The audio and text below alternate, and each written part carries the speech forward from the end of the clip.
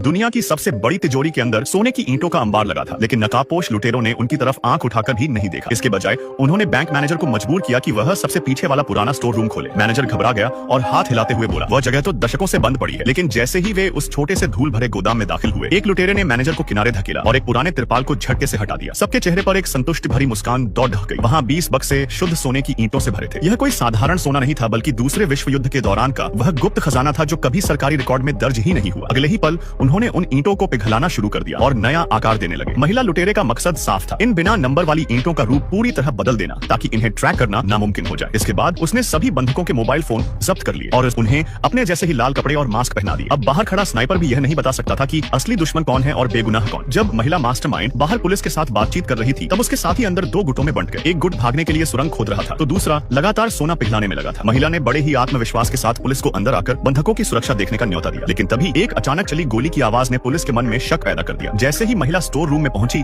उसका दिल बैठ गया। सोने के लालच में उसके साथ ही आपस में ही भिड़ गए थे और बात खून खराबे तक पहुंच चुकी थी। स्थिति हाथ से बाहर जाते देख उसने अपना खतरनाक प्लान बी शुरू किया। योजना के मुताबिक एक महिला पुलिस अधिकारी को बैंक के अंदर जाने दिया गया, लेकिन उसकी संदिग्ध हरकतों ने लुटेरों को सतर्क कर दिया। उन्होंने उसे पकड़ा और उसके पास से एक छिपा हुआ कैमरा बरामद किया। महिला लुटेरे ने उस पुलिस अधिकारी को भी अपने जैसे कपड़े पहनने पर मजबूर किया। फिर उसे एक कोने में ले जाकर उसने अपना मास्क उतारा और अपना असली चेहरा दिखाया। उसने धीरे से अपनी पूरी योजना उस अधिकारी के सामने उजागर की। पुलिस अधिकारी हैरान थी और उसने पूछा, सिर्फ मैं ही क्यों? इससे पहले कि उसे जवाब मिलता, एक और गोली की आवाज ने सन्नाटा चीर दिया। वह साथी जो पूरी तरह से पागल हो चुका था, उसने वास्तव में उस दोस्त को खत्म कर दिया जो सुरंग खोद रहा था। महिला की आंखों में क्रूरता की एक चमक दिखाई दी। वह बिना पीछे हटे सुरंग के मुहाने की ओर लपकी और उस आदमी का सामना किया जो अब एक टाइम बम बन चुका था। उसने सीधे तौर पर उसे चुनौती दी, अब से सब कुछ मेरी योजना के अनुसार होगा। उस पागल आदमी के आदेशानुसार महिला ने सुरंग के पास चुपचाप 10 शक्तिशाली विस्फोटक लगाए। फिर वह आधा कदम पीछे हटी और उसे खुद आकर निरीक्षण करने के लिए कहा, लेकिन जैसे ही वह आदमी नीचे झुककर जांच करने लगा, महिला ने तुरंत मौका पा लिया। पूरी ताकत के साथ उसने उसे तिजोरी के अंदर धकेल दिया। धातु की रगड़ की तेज आवाज के साथ तिजोरी का भारी दरवाजा बंद हो गया। हंसा हुआ आदमी पागलों की तरह दरवाजा पीटने लगा था। वह महिला के अगवा किए गए भाई का इस्तेमाल